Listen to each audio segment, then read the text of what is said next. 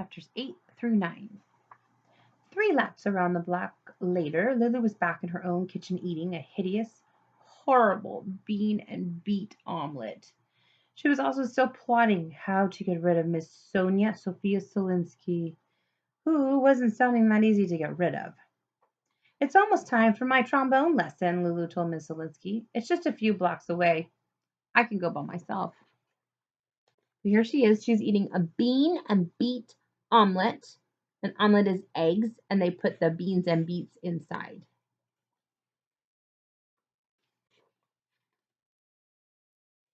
You won't be going anywhere by yourself, said Miss Zelinsky. I promised your folks I'd watch after you, and I will. And since this morning's escapade, I will be watching over you very carefully. She then explained what very carefully meant. It means that I will be going with you to your trombone lesson today and to the front door of your school to drop you off and pick you up every day next week, as well as to the bathroom every night when you take a bath, as well as to your dog walking job on Monday, Tuesday, Wednesday, Thursday, and Friday. Any questions? Yes, sir, said Lulu. Will you also be going along with me when I throw up your delicious bean and beet omelet?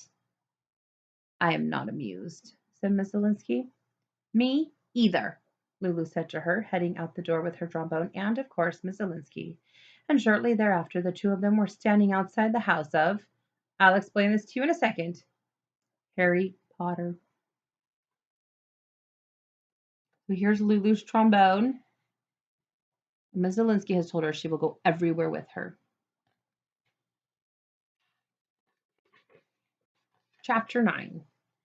So let me explain. Harry Potter, to everyone's bemusement and confusement, is Lulu's trombone teacher's actual name, which forces him to have to reply whenever he meets someone new. Sorry, no, not Harry Potter boy wizard, the other Harry Potter trombone teacher. He also much too often has to put up with all kinds of incredibly silly jokes about spells and potions and wands and flying broomsticks. Makes me kind of wonder, since I'm the person writing this story, if maybe I should have found him a different name. But though I'm the first to admit that this might have saved him a lot of trouble, sometimes a writer has to make tough choices. By this time, Harry Potter had opened his door and invited Lulu and Miss Zelinsky to come inside and have a seat in the living room. There's something I need to take care of, he told them, so make yourselves at home and I'll be ready for you in just a couple of minutes. Miss Zelinsky, her posture perfect, her mouth in a stern straight line, sat down at one end of Harry Potter's couch. Lulu, chin on the palms of her hand and elbows on her knees, sat far down at the other end of the couch. A clock ticked loudly in the unfriendly silence. All of a sudden, Miss Zelinsky leaped up off the couch. She was coughing and sneezing and gasping and wheezing, and coughing and sneezing and gasping and wheezing, then coughing and sneezing and gasping and wheezing some more.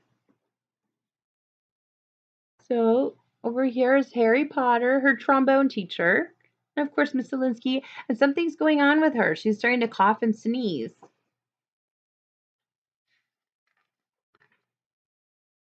Cats!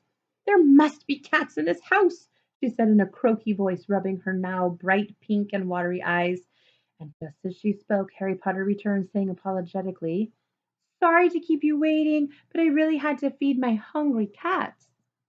The witch, Miss Zelinsky announced, dabbing a handkerchief to her eyes. I'm sorry to say I'm seriously allergic. But, Lulu asked, displaying, I'm sorry to say, a most unfortunate absence of sympathy. Weren't you bragging just yesterday that, and I'm quoting directly, I never catch anything? An allergy, Miss Zelinsky said in the itchiest of voices, is something that you have, not something you catch. She then explained that in order to keep her allergy from getting worse, much worse, she would need to wait for Lulu outside the house. But right outside the house, she told Harry Potter, ready to take charge of her the instant that her trombone lesson is done. We'll see who's taking charge, Lulu said, but just to herself. And then, but just to herself, she chanted, Eeny, meeny, miny, mo, that babysitter's got to go. Hot or cold or sun or snow, that babysitter's got to go. Soon, not later. Fast and not slow, that babysitter's got to go.